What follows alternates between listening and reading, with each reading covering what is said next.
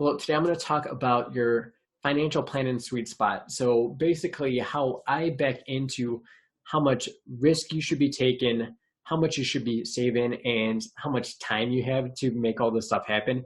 Those are really the three biggest components. There's a lot of other stuff, but if we just had to break it out into those kind of three main points, it'd be how much are you saving, how much time do you have, and then it kind of helps us back into how much risk do you need to be taken.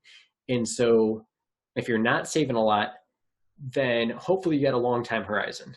If you don't, then that means that your risk is going to be have to be ramped up almost to the point where the probability of success isn't very likely anyways, no matter how much risk you start to take.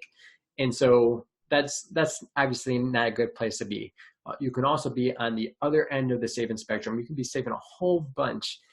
We'll say that you have enough time to make this stuff happen.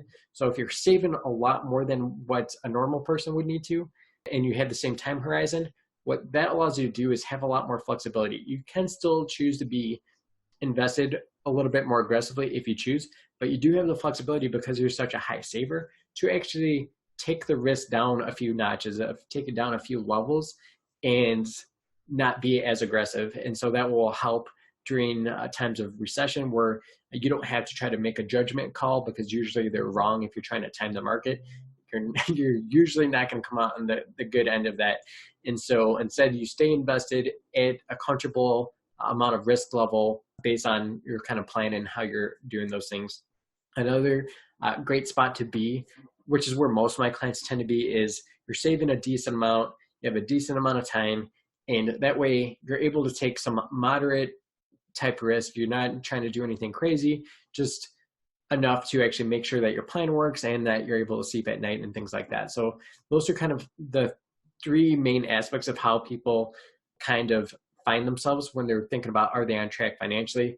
Obviously, as you're into your career, that time starts to get really small. So if you start late, it's gonna take a lot more savings, a lot more risk to try to offset that and put you back on path.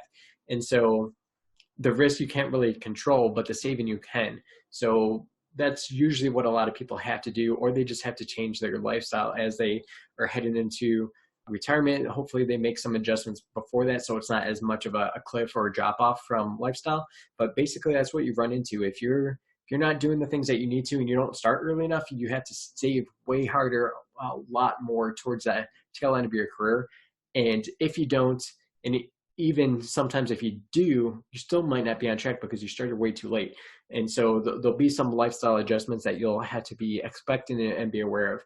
And so that's how I back into the sweet spot. And so you can do the same thing. You can build out a plan. How much savings am I going to have? How much do I actually need? And how much time do I have? And see if you're on track. And then again, you can kind of tweak those things, move them around as you need to see fit.